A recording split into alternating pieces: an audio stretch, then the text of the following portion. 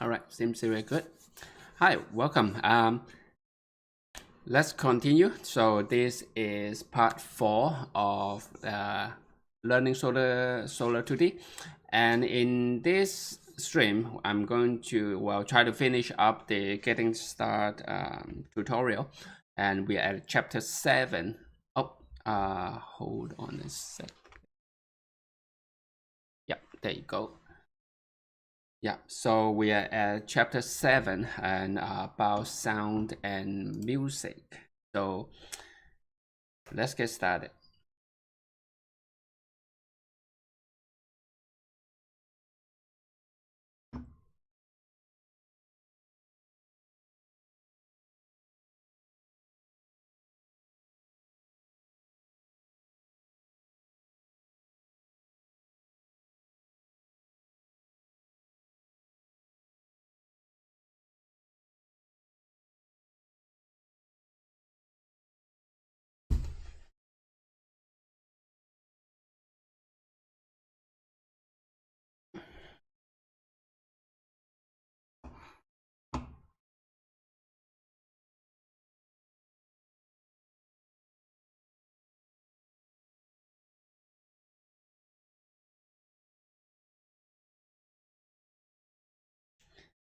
All right.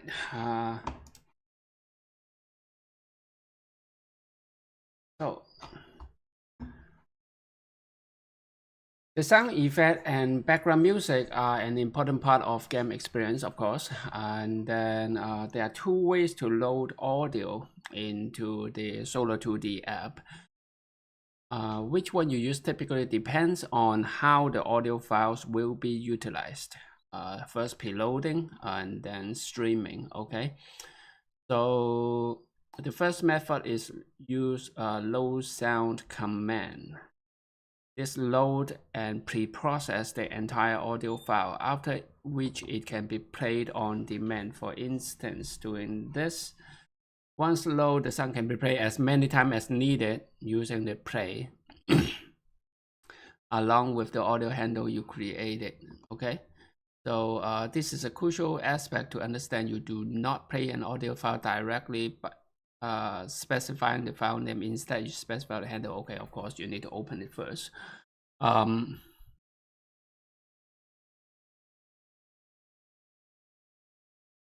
Okay, so for example, if our game has 4 objects explode simultaneously and each require explosion sounds, we could issue this command, just play it 4 times. In other words, there's no need to preload the same audio file multiple times, yeah, because you want to reuse it. Using command above, we play 4 times by default. Each instance is assigned to a distinct audio channel. Oh, okay, each one is a different channel. So once it's finished, and it will release and clear the channel, so another sound can play upon it. Okay, so the audio load sound method is very convenient, but if you load large audio file or considerable number of audio file at the same time, there may be a noticeable pause skip as they load.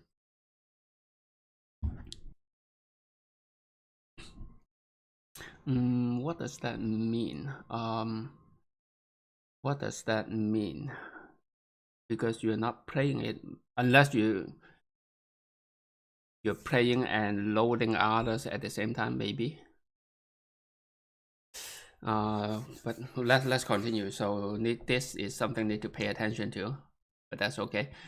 First, if you need to load a large audio file such as background music, it's usually better to use streaming method discussed in the next section. Okay, so background music you can use streaming. Okay, so repeatedly you will use the you can preload it. Okay. So the second method to load audio into your app is use low stream versus low sound. This will gradually load and process small chunk of audio file as needed. The command is best used in situations where possible latency will not have a crucial impact upon the usability of the app. But latency, excuse me, but latency versus throughput, right? Latency meaning there could be a delay before the audio starts. Say, for example, explosion. Of course, you don't want it to delay when you get impact. Right? Well, the explosion sound should play immediately, right? There shouldn't be a delay. But for background music, you can allow it to delay it a little bit. It when exactly it starts, it doesn't really that crucial. So that's what latency mean. Okay, so then the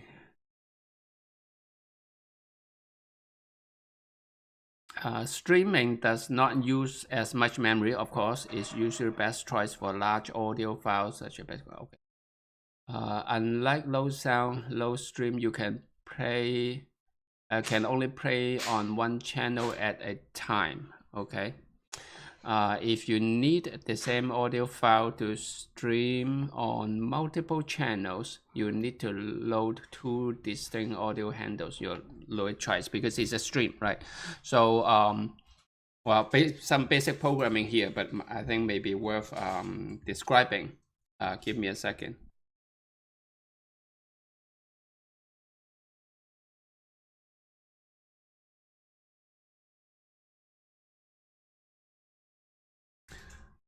So, well, streaming, right? Streaming, essentially, you open a file handle and then start reading chunk by chunk, right? They read continuously reading the data. So of course, if you have two consumer of the same stream, then which one will receive which chunk, right? And I think it might depends on the implementation. I guess the stream can send to two different receiver, but it could also be the receiver, once it's read it, when the receiver return, the stream will move forward. So if we were sending the same stream to two receiver, then we might have chunk go to one channel and then the second chunk go to another channel, and then it mix up all the timing and all those things, right? So that's what this means. And of course, it makes sense to have only one receiver. Okay. Adding sound effects. Let's add sound effects to our game. To begin, you will need to download the sample files. I already have downloaded.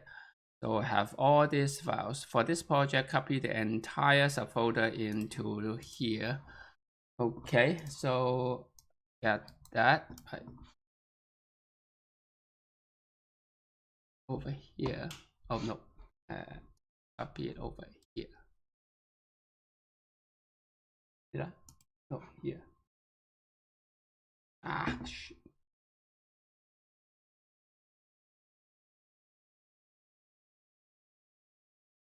Oh no, no, that's not what I mean. Sorry. Copy folder. All right. Excuse me, file is a little bit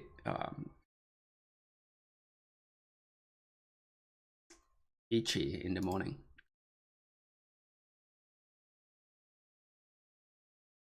So we copy over there. It's helpful to keep them organized in the subfolder, of course.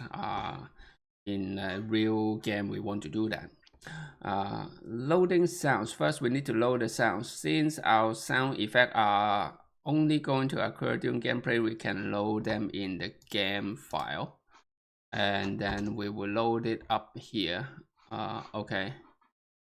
So they okay, again, it's creating these two global, well, file scope variables, and then going to load them when the scene is created. So where is the scene creation? Over here.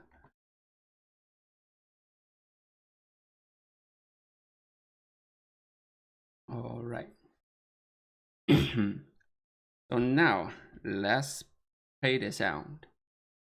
So with the sound loaded, we can now play. And so when it explodes, we want to do the explosion. So on collision property. Right, yeah, in the collision command list, display the following on collision. Yep. So when there's a collision, when we remove, if this is a laser hitting an asteroid or the asteroid hitting the laser, then we play the explosion. Oh, that's one thing. Let's see if I can fix it right now, because the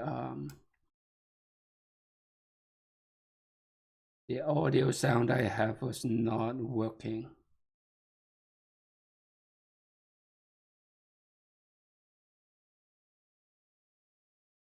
Well, we'll see. Let's see. The explosion sound should also play whenever asteroid hit the ship. Okay, so it's the same thing. We want to kind of just reuse the same. So, and then we want to do it inside this loop. As mentioned, the logic, well, the logic could be improved a little bit, but this is just an example, right? So that's okay. Finally, add the sound effect for firing lasers. Okay, fire lasers, fire lasers, fire lasers. Where should I put it? They put it at the very beginning. Is there a reason to put it at the very beginning? Fire. That doesn't really matter. I don't think makes the difference. So let's add the background music. Right, so that is the background music. Let's also put it over here. And then when the scene is shown, I believe, oh, it's do that at, oh, it's you just loading it, not playing it. Okay, makes sense. So you want to start loading it first, right? And then it's time to play. So this time we're going to go a step deeper into audio setup with channel management. Basically, for our sound effect, we simply let audio library pick a free channel on which we play any new sound instance. For music, however, it is often useful to reserve a specific channel and play all the background music on that channel. After all, it's unlikely that you will want to have multiple music files playing at the same time, overlapping and audibly conflicting with each other. By reserving one dedicated channel for music, we can use it for all background music throughout the game. So meaning, well, you might want to switch background music, right? So you don't want different music to different big background music to be playing together. And then another benefit, of course, is for background music, you can have specific control on what the volumes and that kind of thing, right? So it's good to reserve a specific one for it. To accomplish this, we need to provide a bit more information to the play. Okay, makes sense. And this, okay, we want to first reserve the channel. In preparation, at first reserve channel throughout the game. So this is done at the very beginning, right? It's always channel 1.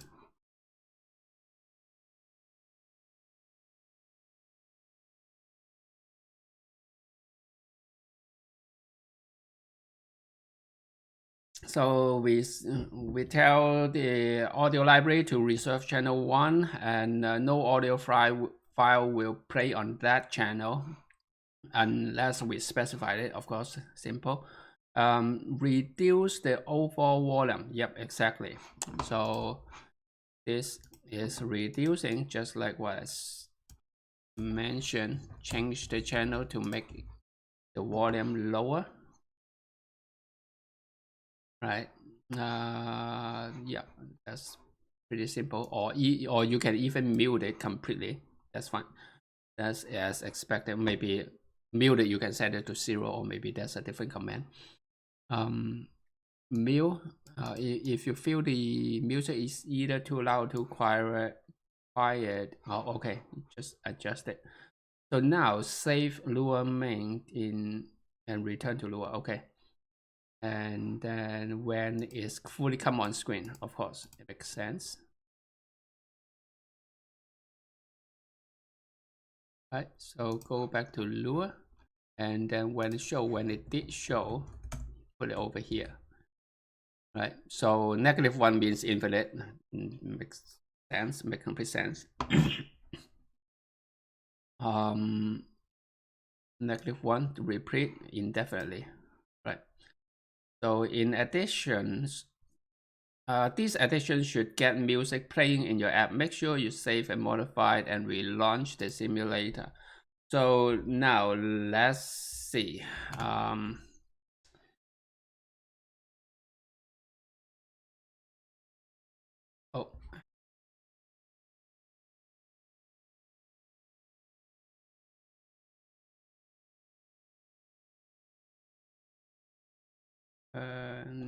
Nope. Give me a second.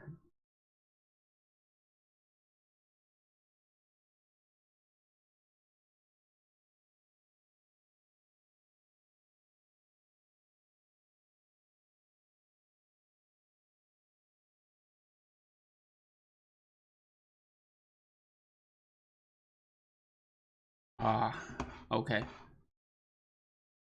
Yeah. On the menu, it still say Corona. So you open the Corona simulator. That's where you find it. Okay. So open. Well, we already have this. So just click on that.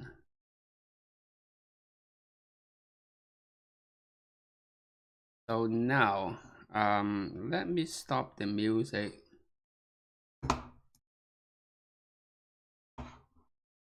And see if I can hear anything. Oh, there you go. I can hear it, and I can hear the explosion. So let's see if I can fix it. I might not able to fix it for this stream right now. Give me a second.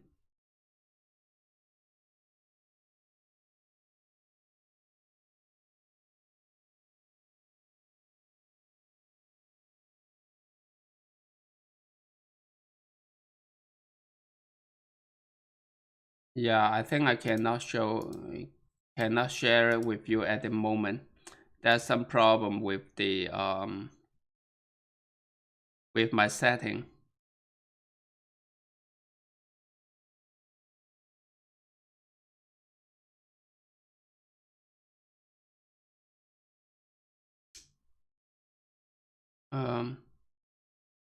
Yeah, I can do that, but will that work? Okay, can you guys hear it? Testing. Okay, yeah, seems like that's working. Right, so you can hear the sound. It's pretty loud. Let me tune down it a little bit. Yeah. So you can see that it works. But for the time being, let me stop it. How do I stop? Is there a way to stop?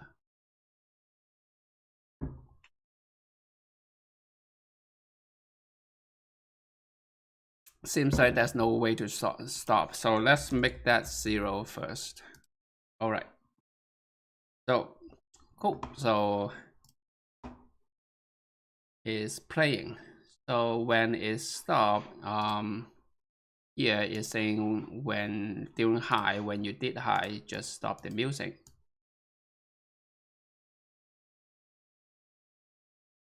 Right?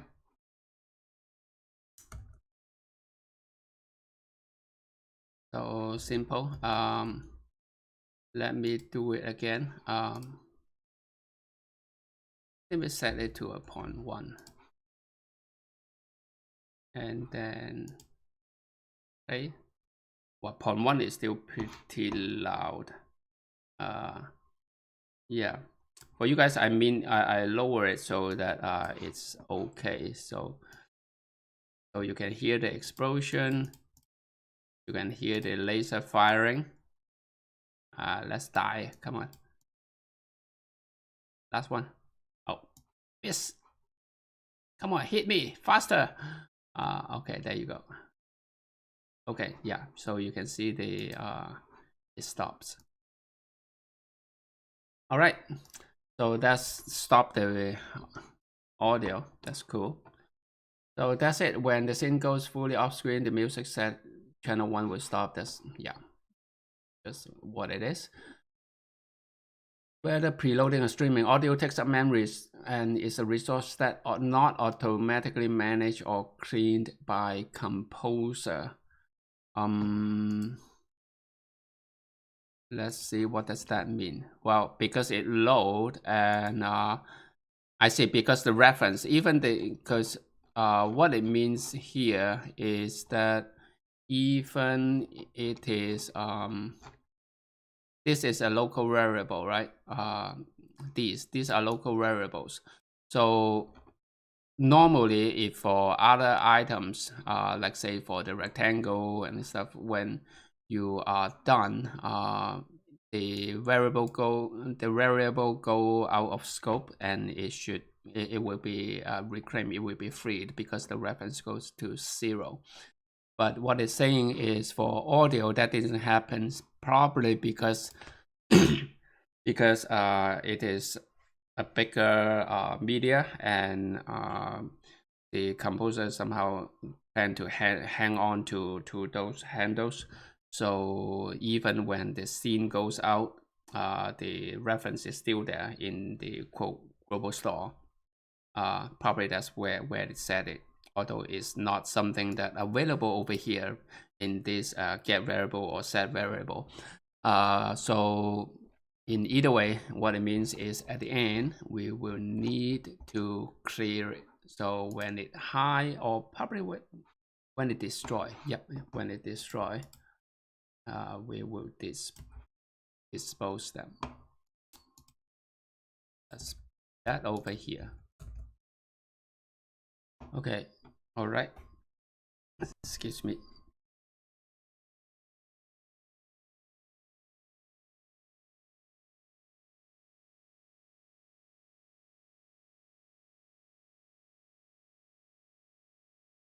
Okay, similar to play, we do this. Notice the way, notice we supply an audio handle to the, yes, it's them by file name, of course, yeah. All right, so extract credit, challenge yourself to implement music inside the other two scenes using the same audio technique. Well, simple, just nothing much. All right. So that covers we finished the chapter 7. Right. So nothing too complicate, right? We just load. There's 2 ways to load audios. One is low sound, one is low stream, and the rest is pretty straightforward. So good. Let's take a small break, and then we'll come back right after this. Right.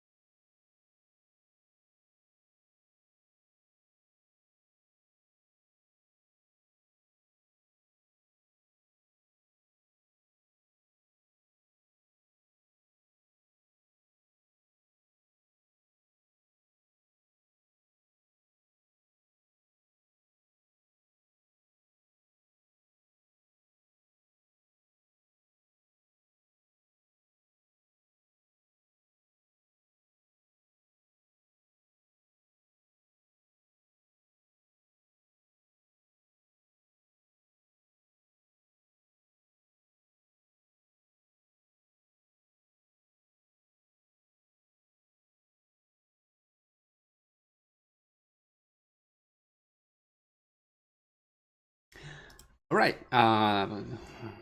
Welcome back. Well, I'm back. So let's continue. So the last chapter, I think, last chapter is this deployment. So deployment is the combination, of course, deployed it as each App Store, Google Play have different icons.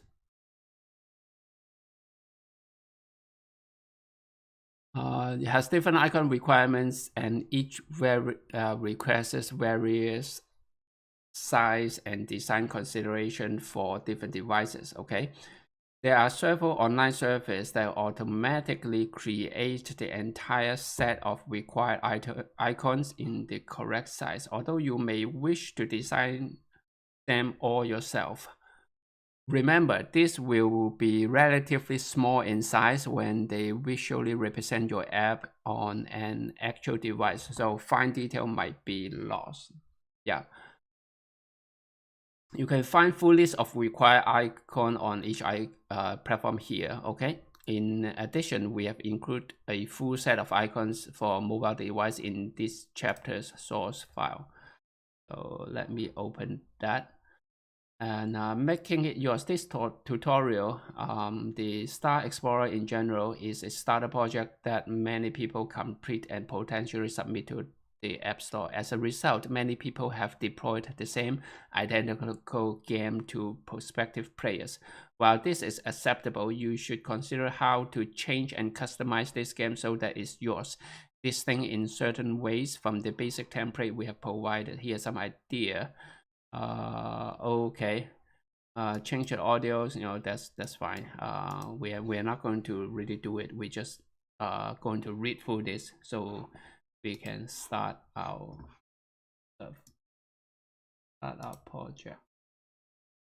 So while Corona Simulator is a great way to test your game during development, nothing quite compares to seeing it on actual device, of course. The best solution is Corona Live Build. So let's take a look at that. Using the power and speed of a local network, you can preview and test your game on multiple devices simultaneously. Watching your game dynamically updates as you edit it and edit its code and assets. With Corona Live Build, you get lightning fast development integration. Okay, you can see that guy. Just take a quick look. Go to Solar2D. So is there the still have the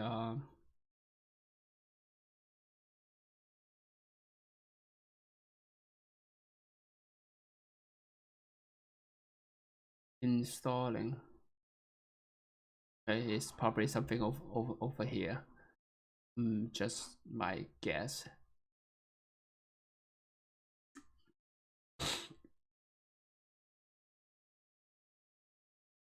Okay, like so seems like it's couldn't find it. It's an exciting when the interactive content on other platform. Okay. That fine. Yeah.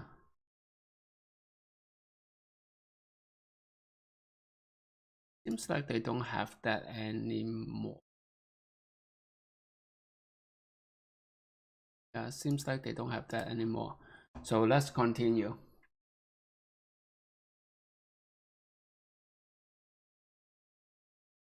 Let's discuss building and publishing. You should always test your app on actual device before submitting it to App Store, of course. Final phase of quality control, you should test on as many devices as possible. So the first step in building for Apple iOS is provisioning. Apple's process for testing and distribution. You follow detailed instruction here for the iOS, okay? And then Play Store a little different. Android use a few specific naming convention. It has its own process of signing apps. That's fine. So let me skip through those. Okay, that's it. It doesn't talk about how to configure this locally in the project. All right, so you've made it. Take a deep breath and proud of how much you've learned in a short time. Okay, thank you. Great. And then it's deleted. Yep, that completes the getting start steps. Right, then the next there are some examples. And which I probably not going to go over right now because we want to just jump ahead and do something. So let's see. These are a bunch of the APIs. There's a lot more to learn. That's fine. And then there's this tutorial. All right, goodbye Grobos. That's cool. Yeah, so for this series, let's continue on this track, go through the tutorial. After we're done with this session, then in the next one we start actually writing the project, writing the game. But at the same time, we'll go back and forth between that and this. So because there's still a lot need to be learned about this, and also about the Lua language itself, because until now I have not read any Lua's language documentation, so I'm still not clear about the difference between the dot and colon. That's one of the biggest things that I have in mind right now. Oh, here, understanding colon and dot separator, is there. Well, let's go there and take a look first. It should be pretty short. Yep. So many programmer learning Lua for the first time struggle with the difference between the function call that use colon to separate method from the object and a call that use a dot period to separate them. Exactly. So string.length, yes. Runtime event header, yes. So in the first example, string is the object and length is one of its methods, so it's instant method as expected. Second is the calls the runtime's objects method along with some parameters and argument. Objects method probably like static method. Let's take a look, because what's strange to me still is, even if this is saying set focus, why does it set focus using a static method? This should be an instance. So let's read it. Which should I use? Deciding whether to use the colon or dot syntax can often be determined by whether you need a reference to the object within the function. Okay, this is of course irrelevant for standalone functions, but it can be extremely important for functions which are defined as methods of object, not object, methods of objects. Well, sounds more like a static or set. So let's see. Okay. First, we set up an object, so we can set up an object by doing just empty bracket, empty curly bracket. It's a table, right? Lua table in Lua sense. So it seems like Lua's in Lua's language is closer to the ideology is closer to Lisp. So in Lisp, everything is a list, and this is a table. Or in TypeScript, you're talking about record, right? Kind of the same idea. So next, for the first function, we define a method of object called dot method, and this method expects two params. However, the methods know nothing about the object it is associated with, and that may be limiting. Oh, okay. So it actually doesn't know about this. It's the other way around. So the second method, the colon, it has one major difference. It's just colon and has an additional in visuals, self. So yeah, it's the other way around. You can probably guess this self param is a reference to the object itself. In this case, that object can be tested by expanding above. So this return new and that return 10.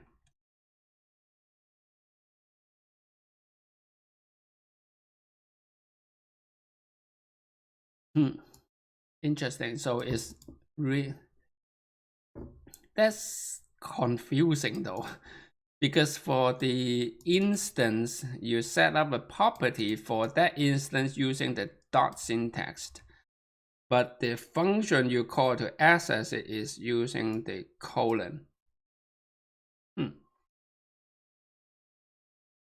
And then the dot method dot one doesn't do it. How does it map mentally? As explained above, the implicit self param is not included in the dot, which recognize self. So blah blah blah. Be careful. Note that using the dot or column at the wrong time can cause error, of course.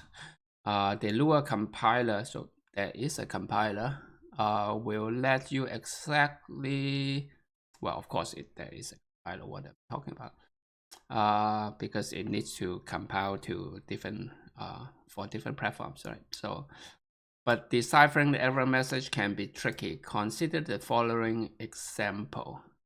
So if I use the dot and then the error is attempt to concatenate local variable param2,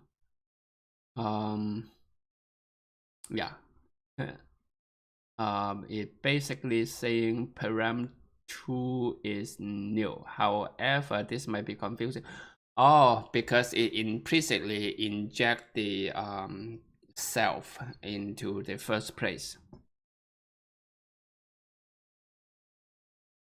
The colon method has self as its implicit first param, so it shifted.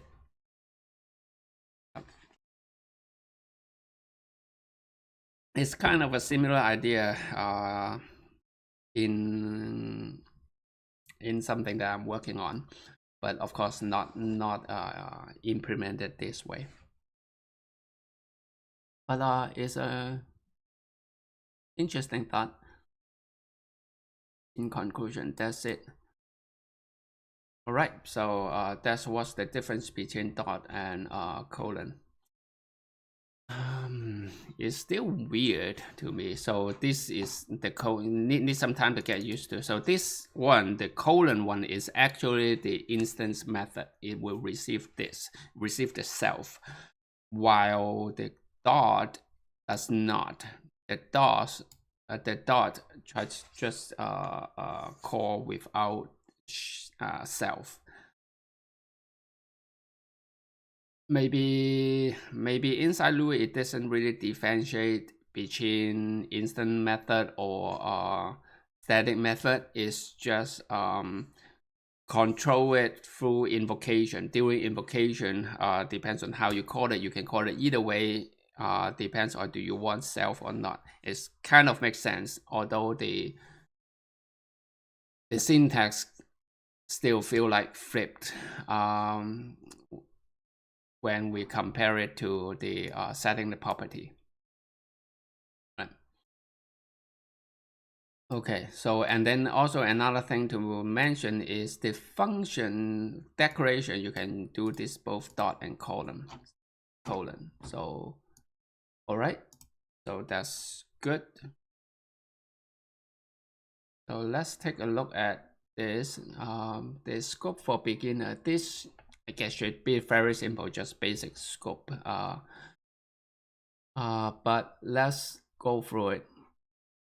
Runtime error index, attempt to index global button. Okay, if probably because if you did not define a local variable. If so, then you need to learn a very important scope. Okay, when you think of term like telescope, microscope, okay, think of device that help you see global and local. Okay, global can see anywhere, that's fine. New programmer should avoid using global variable.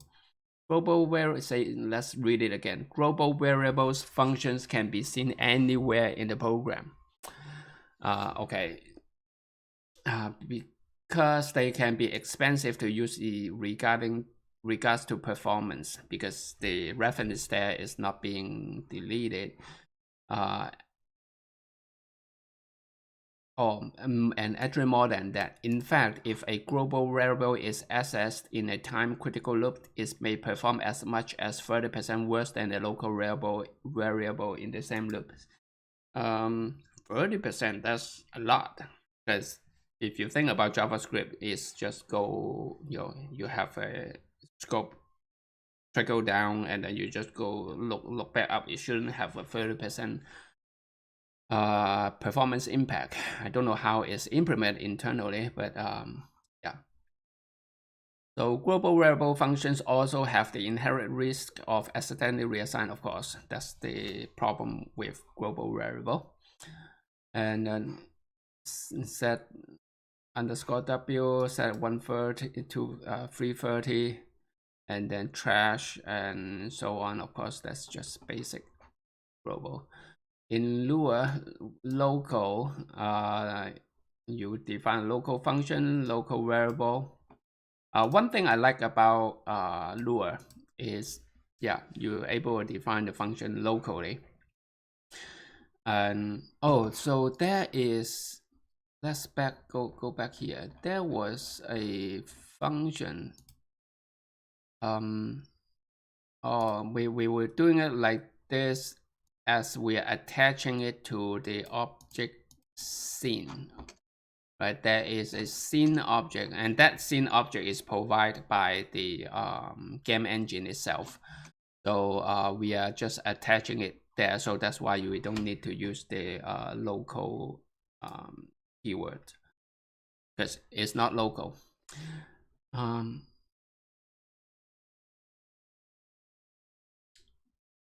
Okay, it become available to that block of code in any children block, of course, the basic scoping idea.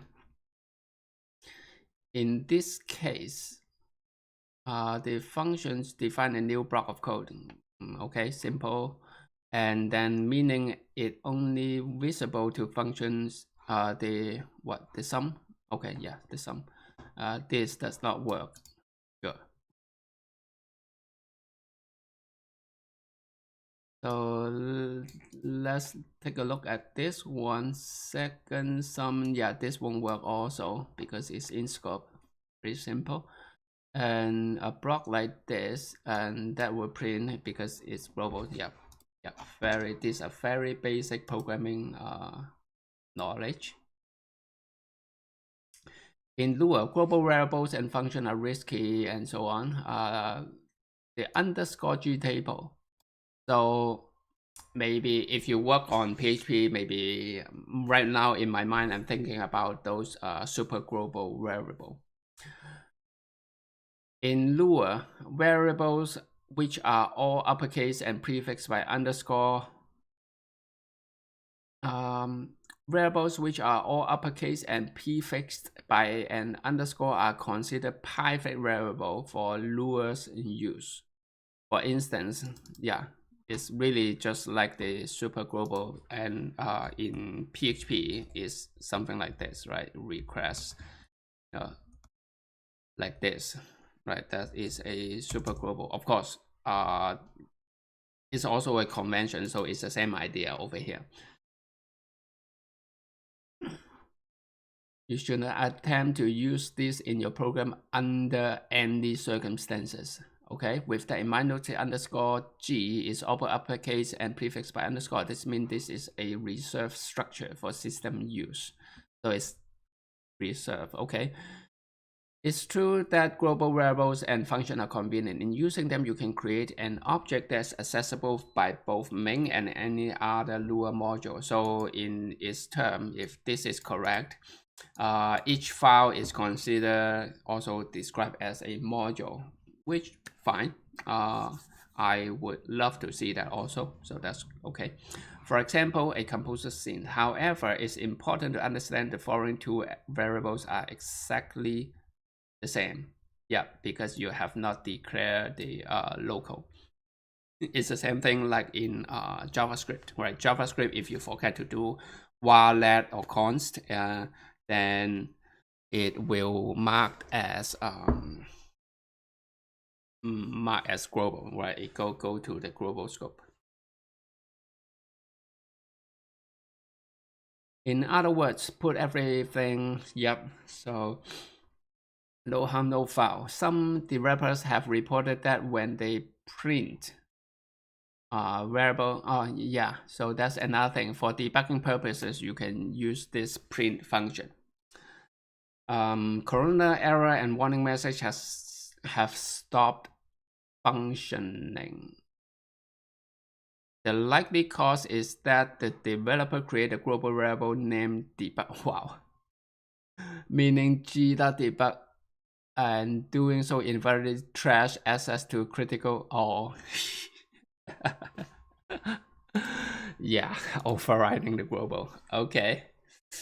To inspect this concept further, you can print the entire G. Okay, so some interesting things in here. So there's a function called pairs, which will get the key value pairs, or convert the table to key value pairs. Some sort of iteratable name value pair. And then doing this for in syntax and get the key and value.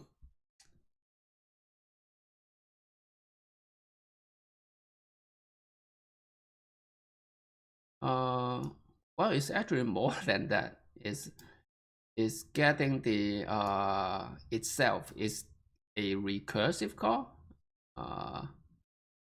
Don't really know.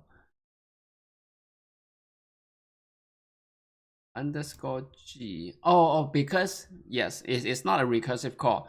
It's showing this underscore G because the underscore G itself is a global variable, so it's kind of recursively pointing to itself, and that's why this is here. And then the next one, the underscore version, is there for the well, version, and then all the other things. So it's not recursive. It is really just getting the name value pairs inside the underscore G variable. So all of the APIs listed in API reference under the global enters are contained, as well as undocumented item like debug and server call like math. Oh, it doesn't show up over here. Math, string, and audio. With this in mind, you might assume will output the full content or including. So this is not a full list. With this in mind, let's do that, right? Let's do that in the main. Right. So we can take a look.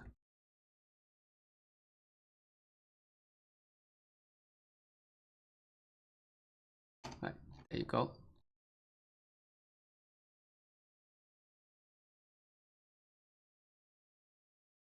Oh, these. Right, so string all of these things. So we have a bunch of stuff. Right. All right, and then this is probably just main relocation. So definitely it's a lot longer than this.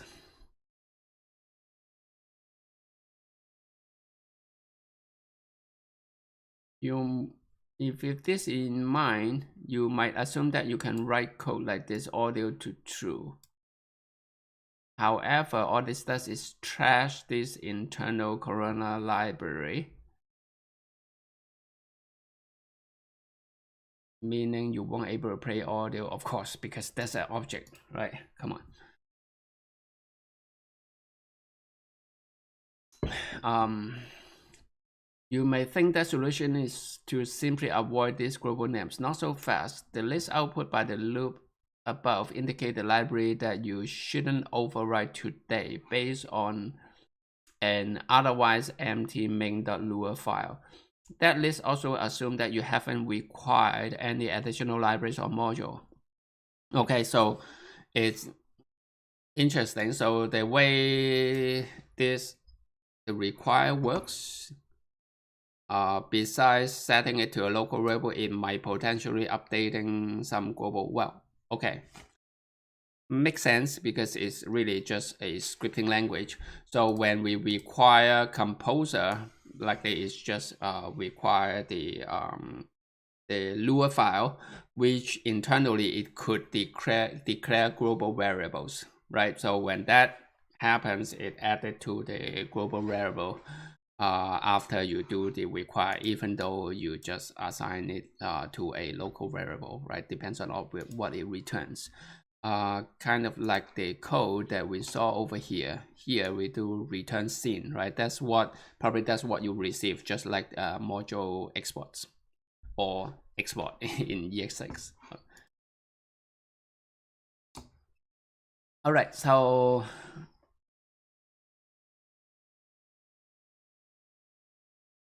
where am I? Okay, this would additional library, whether they be Solar2D libraries like physics, your own modules, or third-party libraries and plugin. In addition, many other things may slip into global space if that you're simply not aware of. Another reason why global is dangerous, yes, of course, you can override each other. They can be expensive to use in regards to performance. In fact, if a global variable is accessed time, well, it's saying the same thing. Avoiding global, some developers use and sometimes abuse globals as a way to access something they haven't declared yet, or access variable function easily accomplished without global. Forward declaration, the first case, accessing something you haven't declared yet can be solved by forward declaration. Yeah, it's simple. In line 8, just let's double check. Okay, just declare. Pretty straightforward. Declaration and assignment. So to learn about scope, yeah, it's okay. Data modules to resolve the second case. What is resolve the second case?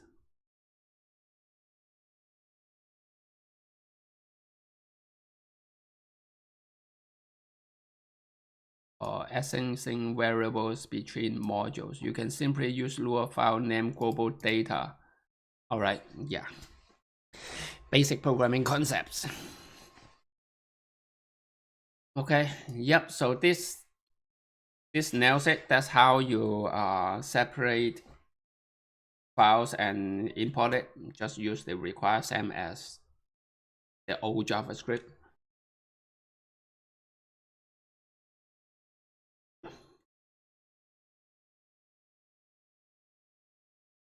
Okay, so that's good. All right, what time is it? So it's about an hour. So this seems, well, basic, but probably important. So we will probably continue this in the next session and try to finish this all up. It should be pretty quick for the basics. And then implementing add is something that interesting too. So let's call it a day. Well, end this stream right here, and then we'll continue on the next one. All right, thank you and happy coding.